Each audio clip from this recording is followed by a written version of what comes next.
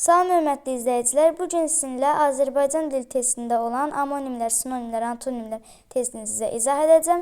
Bir də deyir ki, hansı sözün qarşılığı düzgün verilmişdir? Kəmsavad istedadsız deməkdir, biəqil ağılsız deməkdir, laqeyd diqqətsiz deməkdir, bimürvət insafsız deməkdir, kəmşirlə şipşin sözü isə tamamilə bir-birinin antonimdir. Və bir də doğru variantımız A variantı olur. 2-də altından xətt çəkilmiş sözlər adlanır. Geyinibdir yar sarı R mənasında, yönün qoyun yar sarı istiqamət mənasındadır və bunların ikisi də bir-birinə amonimdir. 3-də deyir ki, altından xətt çəkilmiş sözlər adlanır. Bağında yarpaq sarı, gül sarı, yarpaq sarı yenə R mənasında, gəl yarama ağ sarı, sarımaq mənasındadır və bunların ikisi bir-birinə yenə amonimdir. B variantı.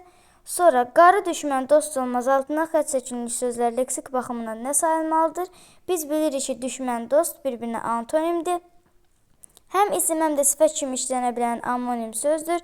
Ləpə isim kimi, qaz feil kimi, qitə isim kimi, min feil kimi. Dolu isə həm isim, həm də sifət kimi işlənə bilir. Məsələn, biri var, göydən dolu yağır, bir də var, vedrə doldu. Sonra deyir ki, həm isim, həm də sifət kimi işlənə bilən amonim sözdür. Tutmaq feil kimi, qan isim kimi, don isim kimi, qazmaq feil kimi. Cavab C olacaq buruq. Buruq necə? Buruq da saç mənasında.